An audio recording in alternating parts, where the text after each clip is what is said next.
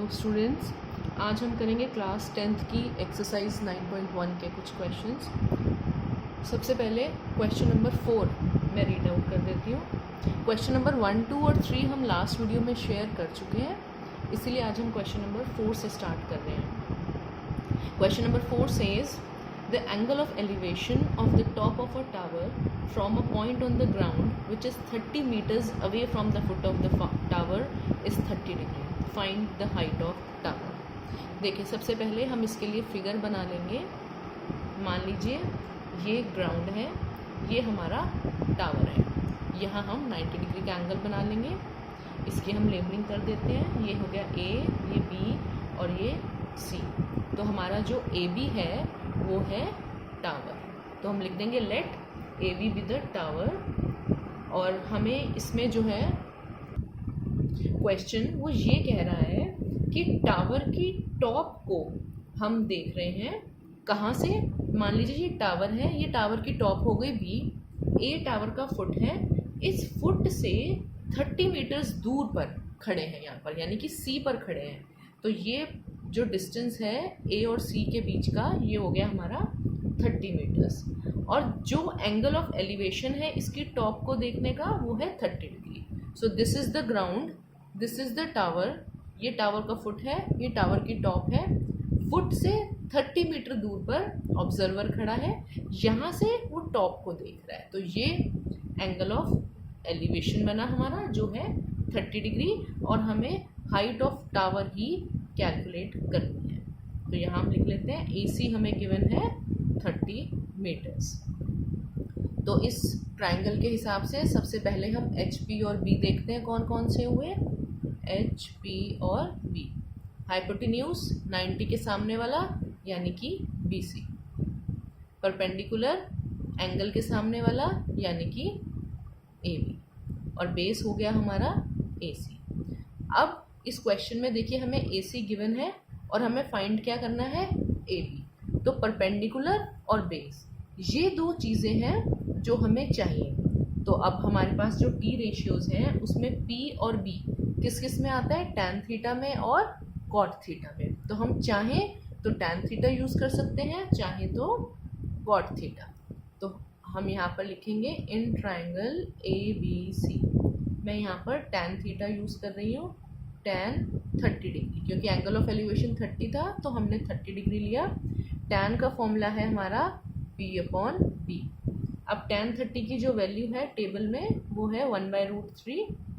Perpendicular हो गया हमारा ए बी और बेस है हमारा ए सी। तो हम यहाँ वैल्यूज पुट कर देंगे। ए बी हमें पता नहीं है और ए सी है हमारा 30। तो अगर इसको हम सॉल्व करें तो हमारा आ जाएगा A B is equal to 30/√3। अब नीचे रूट है तो हम इसको हटाएंगे। 30/√3 इंटू √3/√3। तो ये बन गया 30√3/√3 इंटू √3 3। तो अगर इसको हम कटिंग कर दें तो हमारा आंसर आ जाएगा 10√3 मीटर्स। यही हाइट ऑफ द टावर है। तो fourth question was very easy. अब हम मूव करते हैं इसके फिफ्थ क्वेश्चन की तरफ। Fifth question says a kite is flying at a height of 60 meters above the ground. The string attached to the kite is temporarily tied to a point on the ground. The inclination of the string with the ground is 60 degree. Find the length of the string assuming that there is no slack in the string. देखिए, fifth question की सबसे पहले हम figure draw करेंगे। मान लीजिए ये हमारा ग्राउंड है, जो K है ये हम काइट की पोजीशन मान लेते हैं। और काइट जो है हमें कहा गया है ग्राउंड से 60 मीटर ऊपर उड़ रही है। तो ये ग्राउंड था हमारा, इसको हम A और इसको हम O मान लेंगे। OA ग्राउंड है, K काइट है जो ग्राउंड से 60 मीटर्स ऊपर है। और ये जो है ये स्ट्रिंग मान लेंगे हम। उन्होंने बोला है कि हमें एज्यूम करना है that there is no slack in the string, माने धागा जो है, स्ट्रिंग जो है एकदम सीधा है। तो ओ के स्ट्रिंग हो गया हमारा, ओ ए ग्राउंड हो गया और A K height of the kite from the ground हो गई। तो हम लिख देंगे let K B the position of kite. O A जो है हमारा हॉरिजॉन्टल ग्राउंड हो गया और इसी तरह से ओ के जो है वो हमारा स्ट्रिंग हो गया। तो ये सब डाटा हमें गिवन है और जो एंगल ऑफ एलिवेशन दिया है वो है 60 डिग्री और हमसे क्या पूछा जा रहा है कि स्ट्रिंग जो है उसकी लेंथ कितनी है। तो यानी कि हमें इस केस में ओके को फाइंड आउट करना है। तो सबसे पहले हम एच, पी और बी लिखेंगे। ये हमारा 90 डिग्री है तो 90 के सामने वाला यानी कि ओके जो है वो हमारा हो गया हाइपोटेन्यूज, देन परपेंडिकुलर, ये एंगल ऑफ एलिवेशन, इसके सामने वाली साइड ए के, ये हमारी हो गई परपेंडिकुलर और बेस हो गया हमारा ओ ए जो कि ग्राउंड था। अब इसमें हमारे पास ए के की वैल्यू है यानी कि ए के नोन है और हमें फाइंड क्या करना है, ए के हमारा 60 मीटर्स है और ओ के हमें फाइंड आउट करना है। तो इस क्वेश्चन में हमारे पास जो दो चीज़ें हैं वो है हाइपोटेन्यूज और परपेंडिकुलर और एच और पी हमारे कौन से ट्रिग्नोमेट्रिक रेशियो में आते हैं, साइन में और कोसेक में। तो हम साइन और कोसेक में से कोई भी यूज़ कर सकते हैं। तो हम यहाँ लिखेंगे इन ट्रायंगल ओ ए के, मैं यहाँ पर यूज़ करूँगी साइन 60 डिग्री क्योंकि हमें 60 डिग्री गिवन था तो हमने यहाँ लिखा 60 डिग्री। अब साइन का फॉर्मूला है हमारा P/H और साइन 60 की वैल्यू √3/2, ये हम टेबल में से देखेंगे। परपेंडिकुलर है हमारा ए के, एच है हमारा ओ के। अब यहाँ वैल्यूज पुट कर देंगे, √3/2 = 60/ओके। तो इसको हम सॉल्व कर लें तो ओके की वैल्यू हमारी कितनी आ जाएगी, 60 × 2/√3। इसको आगे सॉल्व करेंगे तो ओके आ जाएगा हमारा 120/√3। अब नीचे रूट आ गया तो हम इसको फिर से हटाएंगे। इसके लिए हम √3 से न्यूमरेटर और डिनोमिनेटर दोनों में उसको पुट करके फिर से मल्टीप्लाई करेंगे। ये बन गया हमारा 120√3, इन दोनों को मल्टीप्लाई किया। अब नीचे दोनों को करेंगे तो ये आ गया 3, तो यानी कि ये हमारा आ गया 40√3 मीटर्स। तो 40√3 मीटर्स जो है ओके की यानी कि स्ट्रिंग की लेंथ है। ये क्वेश्चन भी बहुत इजी था। अब हम मूव करेंगे क्वेश्चन नंबर 6 की तरफ। 6 question says a 1.5 meter tall boy is standing at some distance from a 30 meters tall building. The angle of elevation from his eyes to the top of a building increases from 30 to 60 degree as he walks towards the building. Find the distance he walked towards the building. देखिए, इसके लिए सबसे पहले हम मान लेंगे कि ये हमारा ग्राउंड है। ग्राउंड के ऊपर एक बिल्डिंग है। बिल्डिंग से कुछ दूर पर एक पर्सन खड़ा है जिसकी हाइट है 1.5 मीटर्स। तो यहाँ से जब वो बॉय उस बिल्डिंग की टॉप को देखता है, देखिए ये बिल्डिंग है तो बिल्डिंग की टॉप हो गई, ये हमारी बिल्डिंग की टॉप हो गई।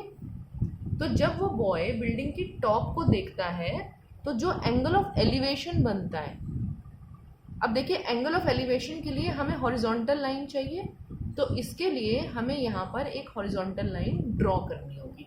क्योंकि हम बॉय की हाइट को इस केस में कंसिडर कर रहे हैं, इसीलिए हमें इसके पैरेलल एक लाइन ड्रॉ करनी है और फिर जो ये वाला एंगल बनेगा ये एंगल ऑफ एलिवेशन होगा।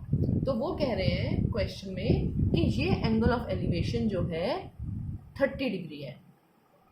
लेकिन जब वो बॉय बिल्डिंग की तरफ जाता है, जब वो इधर मूव करता है, तो मान लीजिए जब वो यहाँ पर पहुँचा तो यहाँ से वो फिर से बिल्डिंग की टॉप को देखता है, तो अब उसका जो एंगल ऑफ एलिवेशन है वो हो जाता है 60 डिग्री। तो पहले जो एंगल 30 डिग्री था अब वो एंगल बन गया 60 डिग्री। क्वेश्चन में वो कह रहे हैं कि उस बॉय ने कितना डिस्टेंस मूव करा, यानी पहले उसकी ओरिजिनल पोजीशन थी ये, अब वो पहुंच गया इस पोजीशन पर, तो हमें ये डिस्टेंस इसमें कैलकुलेट करना है। तो सबसे पहले हम इसके लिए लेबलिंग करेंगे। मान लीजिए जो बॉय की पोजीशन है उसकी आइस की वो है P, और जो डिस्टेंस उसने मूव किया, एक लाइन हम यहाँ भी ड्रॉ कर लेंगे, जो डिस्टेंस उसने मूव किया वो है PQ। तो हमें बेसिकली PQ को फाइंड करना है। बाकी पॉइंट्स की भी हम लेबलिंग कर लेते हैं। इसको हम A ले लेंगे, इसको O ले लेंगे, ये P है, इसको L M ले लेते हैं, और ये हमारा हम R ले लेते हैं। तो सबसे पहले हम इसमें ये लिखेंगे कि जो OL है, सॉरी जो OA है वो हमारी बिल्डिंग है, जो PL है ये हमारी इनिशियल पोजीशन है। इनिशियल यानी जहाँ पहले वो बॉय खड़ा था, ये इनिशियल पोजीशन है हमारी। और दो एंगल ऑफ एलिवेशन हमें दिए हुए हैं, 30 डिग्री और 60 डिग्री। जो PL है वो इनिशियल पोजीशन है, और जो QM है वो उस बॉय की फाइनल पोजीशन है। तो अब देखिए हमें PQ इसमें फाइंड आउट करना है। तो इसके लिए सबसे पहले हम देखते हैं हमारा ट्रायंगल AQR। अगर हम ट्रायंगल AQR को कंसिडर करें तो सबसे पहले हम इसमें HP और B लिख लेंगे, HB और B। ये हमारा 90 डिग्री, तो 90 के सामने वाली साइड हाइपोटेन्यूज, एंगल के सामने वाली साइड यानी कि AR वो हमारी बनेगी परपेंडिकुलर, और बेस हो गया हमारा QR। तो अब हमें जो इस क्वेश्चन में वैल्यूज मालूम है वो देखिए, ये हमारे पास 1.5 है, तो हमारे पास जो QM है वो भी कितना हो गया हमारे पास 1.5। अब हमें एक्चुअली फाइंड करना है PQ। तो जो PQ है, अगर हम फिगर को देखें, PR में से अगर मैं QR को सब्ट्रैक्ट कर दूं तो हमारे पास PQ आ जाएगा। देखिए PR ये लाइन है, QR ये लाइन है, तो अगर इस बड़ी लाइन में से हम QR को सब्ट्रैक्ट कर दें तो हमारे पास PQ आ जाएगा। तो यानी कि इस ट्रायंगल में बेसिकली हमें क्या फाइंड आउट करना है, QR। तो इसके लिए अब हम इसमें कॉट लगाएंगे, कॉट 60 डिग्री। जो कॉट 60 डिग्री है, कॉट का फॉर्मूला है हमारा बेस अपॉन परपेंडिकुलर, और कॉट 60 की वैल्यू टेबल में से हम देखें तो 1/√3 है। अब बेस इसमें हो गया हमारा QR और परपेंडिकुलर हो गया हमारा AR। ये हमने वैल्यूज पुट कर दी। तो इसमें से हम QR की वैल्यू अगर निकालना चाहें तो हमारे पास कितनी आ जाएगी, देखिए QR is equal to AR upon √3। अब हम ये वाला ट्रायंगल कंसीडर करेंगे APR। इन ट्रायंगल APR, ये जो बड़े वाला ट्रायंगल है, इसमें भी हम पहले H, P और B लिख लेंगे। H है इसमें, देखिए ये 90 डिग्री है इसमें, तो इसके सामने वाली साइड यानी कि AP, ये हाइपोटेन्यूज, ये हमारा एंगल अंडर कंसिडरेशन, इसके सामने वाली साइड परपेंडिकुलर, और बेस हो गया इसका PR। तो इस ट्रायंगल में भी हम कॉट लगाएंगे, cot 30 degree P upon P। Cot 30 degree की जो वैल्यू है अब हमारे पास, अगर हम टेबल में से देखें, वो है हमारी √3, और बेस है इसमें PR, और परपेंडिकुलर है इसमें AR। तो इसमें से हम PR की वैल्यू निकाल लेते हैं। PR हमारा आ जाएगा AR इंटू √3। ये हमारी PR की वैल्यू आ गई। अब देखिए फिगर में अभी हमने डिस्कस किया था कि अगर हमें PQ की वैल्यू निकालनी है, अगर हमें PQ की वैल्यू निकालनी है तो PQ की वैल्यू हमारी किस तरह से निकलेगी, अगर हम पी आर में से क्यू आर को सब्ट्रैक्ट कर दें तो हमारी पी क्यू निकल जाएगी। अब देखिए पी आर हमने कितना निकाला है, ए आर √3, और क्यू आर हमने निकाला है ए आर अपॉन √3। तो ये दोनों जो हमारे पास वैल्यूज़ आई हैं वो हम यहाँ पुट कर देते हैं। ये हमारा आ गया √3 A R minus Q R है हमारा ए आर अपॉन √3। इसको सॉल्व करने के लिए मैं इसके नीचे 1 लगा लूँगी, इसका एलसीएम लेंगे, एलसीएम आएगा √3। 1 और √3 की हमने डिवीजन करी, हमारे पास आया √3। उस √3 से √3 को मल्टीप्लाई किया तो ये हमारा आ गया 3AR माइनस, अब यहाँ भी √3 से √3 को डिवाइड किया, आया 1 से AR को मल्टीप्लाई किया, ये आया AR। तो 3AR माइनस AR यानी कि ये हो गया हमारा 1AR। तो 3 - 1 ये हमारा आ गया 2AR अपॉन √3। ये हमारी वैल्यू आई पी क्यू की। अब देखिए इसको हम और भी सिंप्लीफाई कर सकते हैं।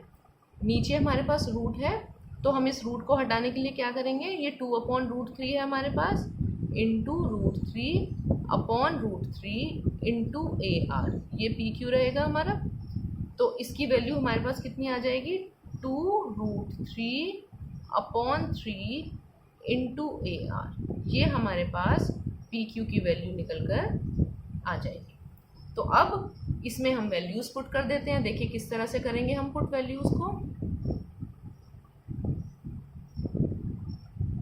यहाँ पर देखिए क्वेश्चन में हमें गिवन था कि जो बिल्डिंग है उसकी ओरिजिनल जो हाइट है वो 30 मीटर्स है।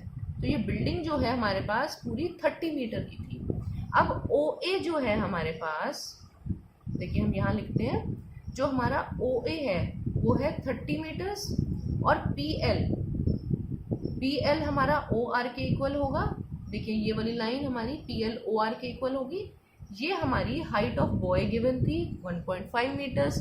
तो इस तरह से AR की वैल्यू हमारी कितनी हो जाएगी, अगर OA में से हम OR को सब्ट्रैक्ट कर दें, इस पूरी लाइन में से अगर मैं इतना पोर्शन सब्ट्रैक्ट कर दूं तो मेरे पास AR आ जाएगा।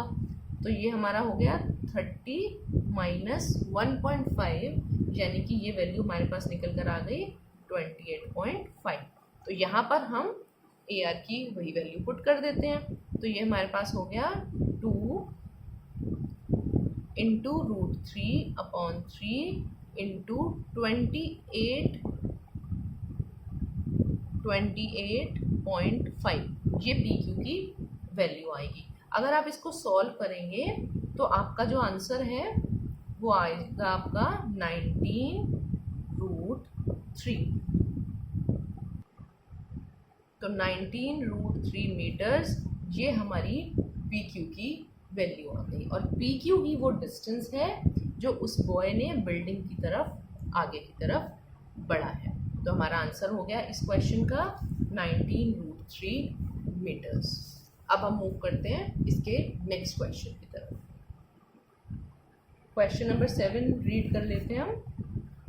From a point on the ground the angle of elevation of the bottom and top of a tower fixed at a top of a 20 meters high building are 45 degree and 60 degree respectively. Find the height of the tower. इसके लिए सबसे पहले हम एक figure draw करते हैं। मान लीजिए ये हमारा ग्राउंड है, ग्राउंड के ऊपर हमारी एक बिल्डिंग है, और बिल्डिंग मान लीजिए अगर यहाँ तक है तो बिल्डिंग के ऊपर वो कह रहे हैं कि एक टावर लगा हुआ है।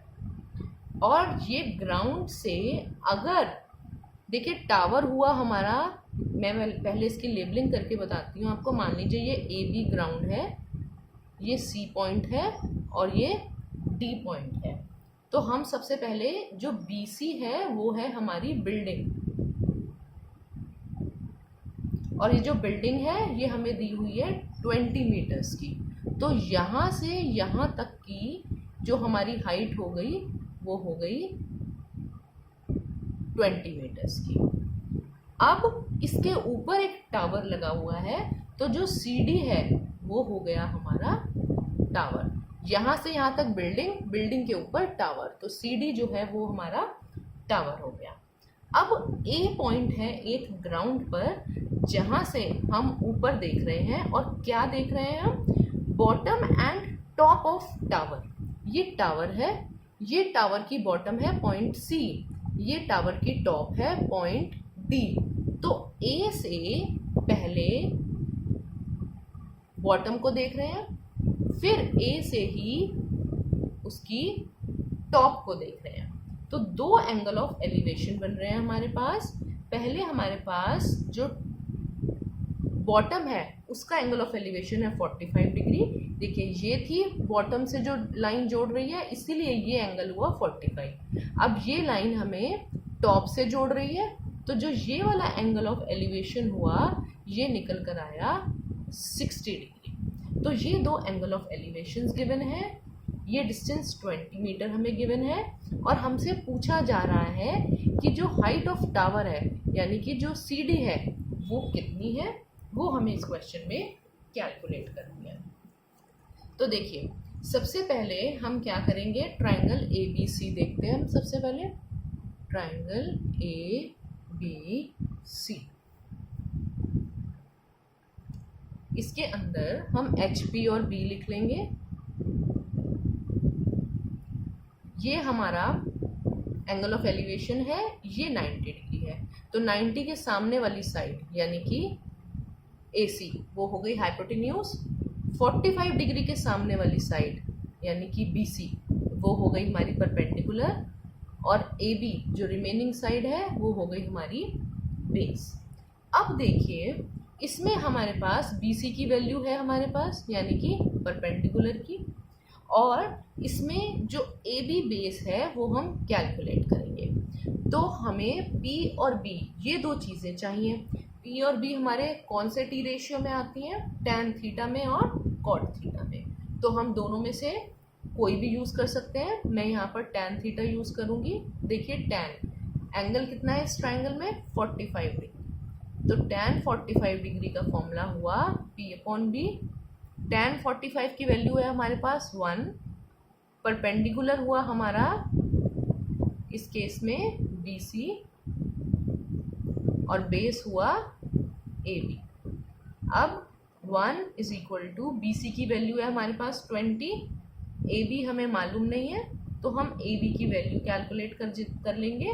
वो हमारे पास निकल कर आ जाएगी 20 मीटर्स।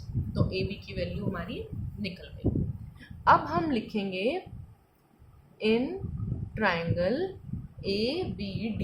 अब ये बड़े वाला राइट एंगल ट्रायंगल हम उठा लेते हैं। इसके अंदर भी देखिए HP और B लिख लेंगे। पहले H हो गया 90 के सामने वाली साइड, AD 60 डिग्री के सामने वाली साइड, BD वो परपेंडिकुलर, और बेस हो गया हमारा A। अब इसमें हमें हाइट ऑफ टावर फाइंड करनी है, यानी CD चाहिए। तो CD और प्लस BC ये मिलकर हमारे बन रहे हैं BD। तो हमें एक इस चीज़ की ज़रूरत है, एक हम बेस उठा लेंगे। तो फिर से इस ट्रायंगल में हम tan अप्लाई करेंगे। तो tan 60 डिग्री का फॉर्मूला P/B। tan 60 की वैल्यू हमारे पास होती है √3 इज इक्वल टू, अब परपेंडिकुलर जो है इस केस में है BD। और देखिए BD को जो है हम किस तरह से लिख सकते हैं, ये BD हमारा CD प्लस BC के इक्वल है। अगर मैं इस लाइन को इस लाइन में ऐड कर दूं तो this plus this becomes this, तो इसीलिए BD को हम लिख सकते हैं BC प्लस CD। तो परपेंडिकुलर में हम क्या पुट कर देंगे, BC प्लस CD, और बेस है हमारा AB। और AB की भी वैल्यू हमारे पास गिवन है और BC की भी गिवन है। BC है हमारा 20, CD हमें मालूम नहीं है, AB है हमारा, हमने अभी यहाँ कैलकुलेट करा 20। तो इसको सॉल्व कर लेते हैं। पहले 20 इधर जाएगा तो ये हमारा बना 20√3 इक्वल्स टू 20 प्लस CD। अब इस 20 को हम शिफ्ट करेंगे 20√3 minus 20 equals to C D. अब इसमें देखिए इन दोनों में हम 20 कॉमन उठा लेते हैं, तो हमारा यहाँ बचेगा √3 माइनस 1 √3 और 20 बाहर आ गया तो यहाँ 1, यहाँ √3 की हम वैल्यू पुट कर देते हैं 1.732 और 1.732 में से जब 1 गया तो हमारा क्या बचा 20 इंटू 0.732, तो ये हमारा निकल कर आ गया 14.64 metres. This is the final answer, यानी कि जो हमारी सी डी की जो हाइट थी वो कितनी निकल कर आ गई 14.64 metres. So this was the solution for question number 7। I hope आपको ये सारे क्वेश्चंस की सॉल्यूशन ज़रूर समझ में आई होगी। एंड स्टूडेंट्स, अगर आपको मेरा कंटेंट पसंद आया, आपको सॉल्यूशन समझ में आई, तो प्लीज़ आप चैनल को लाइक ज़रूर करें, क्योंकि इसी से हमें आगे के लिए भी मोटिवेशन मिलेगा। और होपफुली आपने मेरे चैनल को सब्सक्राइब भी ज़रूर किया होगा। Thank you so much.